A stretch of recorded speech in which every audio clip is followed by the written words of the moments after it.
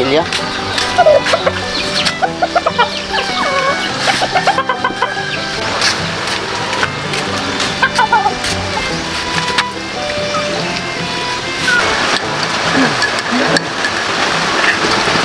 Yan ang ibigyan natin. Bang bahag ba?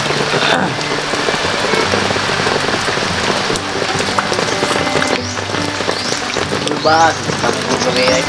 Yan o. Sinong eskwela si Silron, no? Sinong eskwela? Si? Sino spila ba? Wala. Ano, hindi ko bibigyan ka ba? Ilok.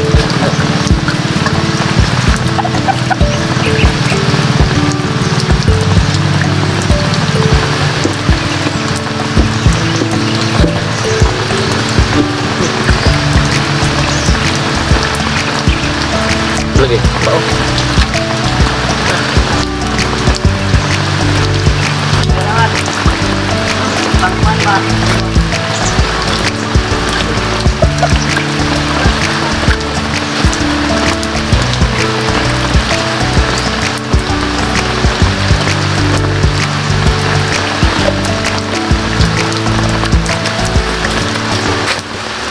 Sabaw ko lang ako.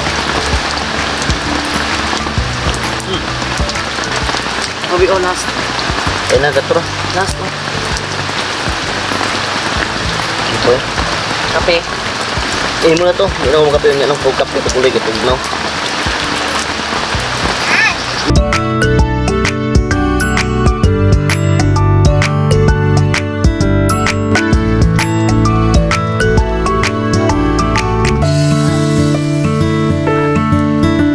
So yun mga kalab, good morning! So ngayon po ay alam ko po na namimiss nyo na po ang trabahong to dahil diba ito yung nakasanayan nyo na makita sa unang vlog namin nung nagsimula pa talaga kami sa fish pan. At ito, nagagala kaming ipakilala sa inyo or ipaalam sa inyo na yung trabaho namin noon ni Francis ay itong pagtataan para po makakuha ng alimango. Yes, ito yun mga kalab. At para makabili din ng bigas, para makakain. Actually, meron kaming pera, pero hindi naman porket meron kang pera, eh, gano'n na lang, parang higa-higa ka ng kapag may pera ka, huwag ka magsabi sa'yo pa, di ka magsalig nga na nakikwarta. Ang importante nga, bisag nakikwarta, lihok niya kung ka, kay increase emergency, mahurot na nakakapong kay makuhaan. Kung maano yung pera mo, eh, mas maiipon pa siya dahil dito sa trabaho namin, di ba? Kaya ito pagtataan at alam niyo naman talaga na mahal ang kilo ng alimango. So ayan, kaya yun yung ginagawa namin ni Francis. Kahit maulan, magtataan kami para meron ding extra money, di ba? So iba kasi yung panggasto sa bahay namin. Tapos iba din naman yung dito sa bahay namin dito. Hindi namin na sinasaligan yung aming sahod. Kapag meron kami sahod, pero pinapagawa namin sa bahay. Pero pagkatapos ng pinagawa sa bahay, merong natira kunting pera. So hindi kami na nagsasalig sa may pera kami, kunti na lang. Kailangan talaga namin na maglihok makalab na kailangan maghahanap kami ng pera ulit para tayo umaasa magdagdag. Hindi kami umaasa, may sahod kami. Kapag may sahod, hindi na tumarbaho. Hindi kami ganun yun. Ito po yung tawag dito, bubunet. Bubunet at yung pain po sa alimango ay kahit ano-ano lang basta yung makakain lang sa alimango. So yung inano namin is tamban. So ipakita mo ang tamban para malaman naman nila kung ano yung tamban. Ito po ang tamban. Ayan po yung tamban. Nabibili yan sa amin dito mga 50 kilo. 50 yung kilo tapos 40. Nakakamiss din doon sa fish pan. Pero paano yun, wala na tayo doon. So, diskarte na lang tayo, di ba? Kahit marunong naman tayo maghanap ng diskarte. Basta okay lang yung ating pangangatawan. Papain muna ako ng aking bubo para sobrang dami pa yung itataan natin. Kailangan pa natin ito lagyan ng pain. So, ito ay nagpapain ko ako ng tamban. So, iyan talaga yung ginagawa namin kahit noon. Sa ngayon lang kasi nung umalis kami sa fish pan dahil tapos na po yung kontrata namin sa fish pan, so umalis kami. Pero yung kahit na meron na kaming bahay na pinapagawa, di pa rin namin kinakalimutan yung nakasanayan namin, yung fish pan, andun pa din sa amin. Kasi sa totoo lang, mas gugustuhin pa talaga namin na sa fish pan lang talaga kami. Pero ganun talaga ang buhay, di ba? Kailangan natin magsika para makaahon sa hirap. So, ganun talaga ang buhay.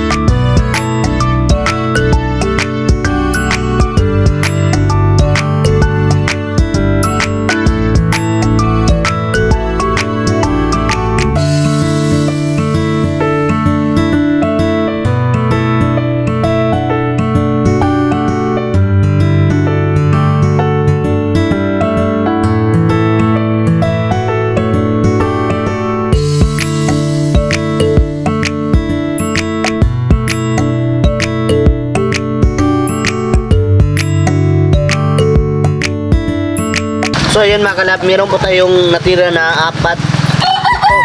Ito mga kalab, walang pain kasi wala nang pain natin, naubos na. So ito lang yung nalagyan natin ng pain. Oh. Ayan.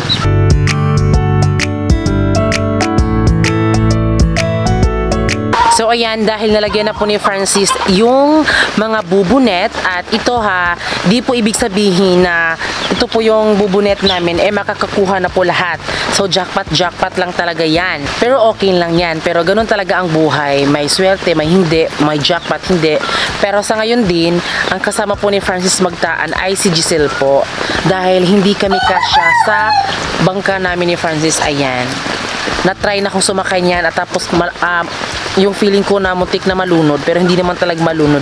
Naibahan lang talaga ako sa bangka namin noon kasi di ba malaki yon. Kahit anong tayo mo, di ka talaga maaano, pero ito parang nakakatakot talaga siya. Parang isang tao lang talaga at isang bata yung makasakay dyan. Kaya yun po ang gagamitin nila Francis yung bangka namin. Ayan, bago po yan. At para maisakay na po ito mga kalab. Ito po. So, ayan na po yung bangka namin mga kalab. Ayan. Isa. So, ililipat po yan doon sa may, mga kalab, sa ilog. Kasi yan yung gagamitin nila.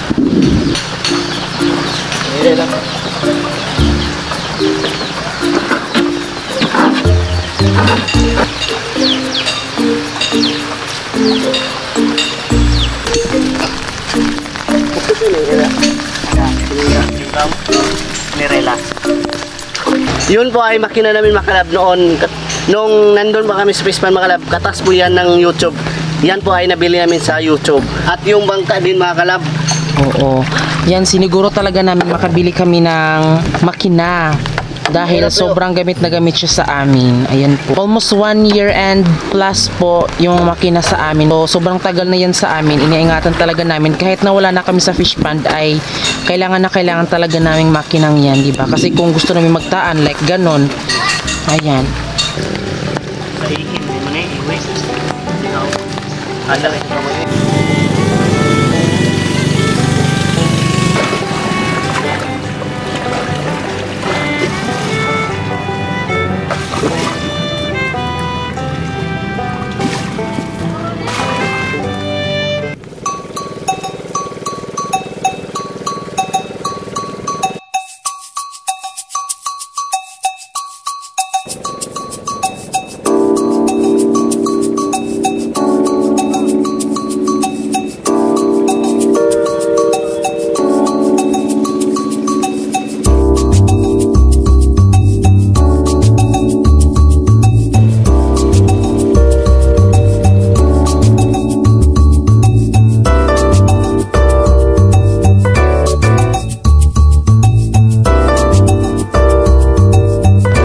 Diyan kami tataan makalab.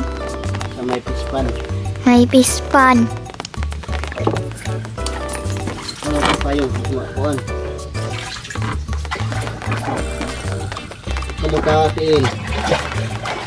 So ngayon mga kalab, dahil nakarating na tayo sa paglagyan ng ating bubunit mga kalab. So dito tayo manaan mga kalab. Diyan natin nilagay yung ating bubo. So ngayon ay tara, tataan natin, panglagay niya natin dyan.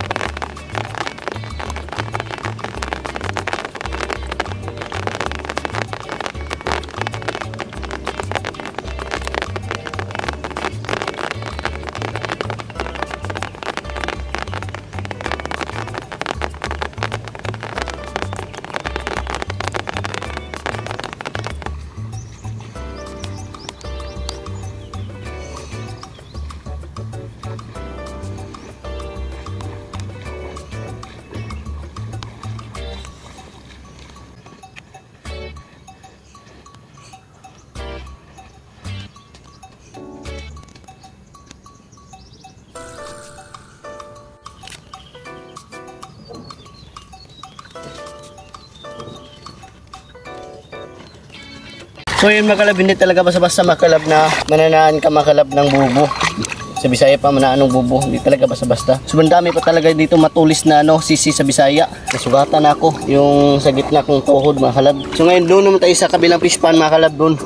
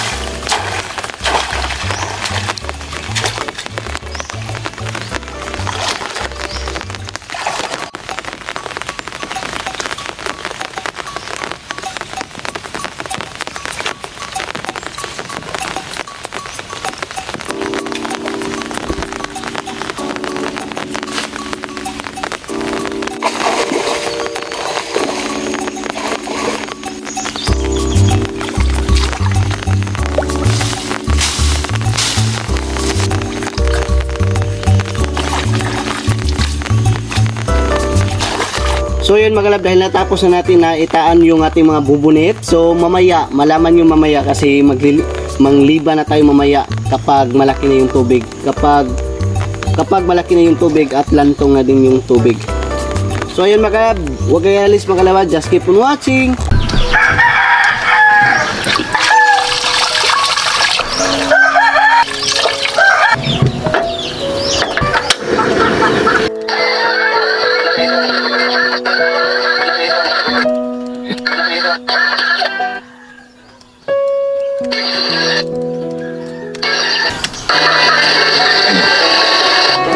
Ayan na po si Bibi. Ayan. Ha? Oo, kurente na upaw. So yun mga kalab, di masaya mga kalab kasi yung pambot namin na medyo nag-daot-daot. Ayan po yung nagdadala ng kurente niya po. Sira-sira. So, asa man to din? Ito dito ako po itong ayun.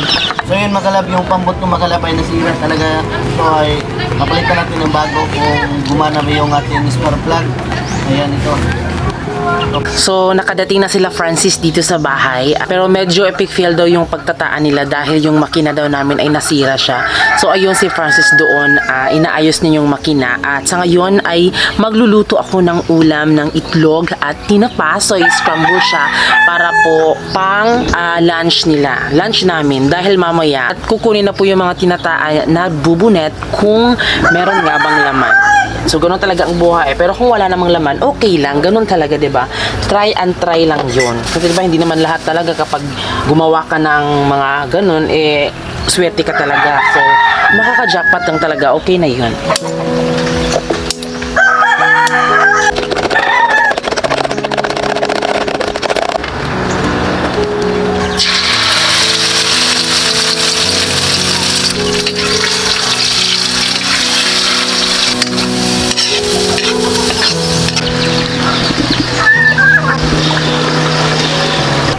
Ako bitaw ni.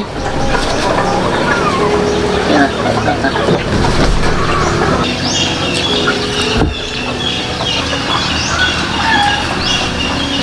So ngayon, dahil tapos na pong magtaan si Francis, ngayon po ay magla-lunch na po tayo.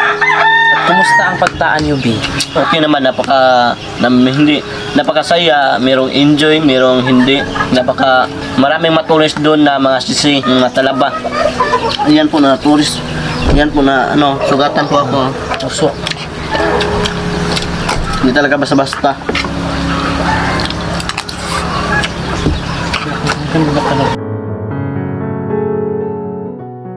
So yan mga kalab, tapos na po kaming kumain at syempre busog na talaga. So ngayon si Francis at si Giselle ay kinukuha na po nila ang bubunet dahil naglo-low tide na po siya kanina kasi mga 6 AM to 7 AM. Napaka-high tide niya talaga. So ngayon medyo naglo-low tide na siya. So nagmamadali sila Francis na kunin yung bubunet, baka siguro mawala. Kaya kinukuha nila agad-agad.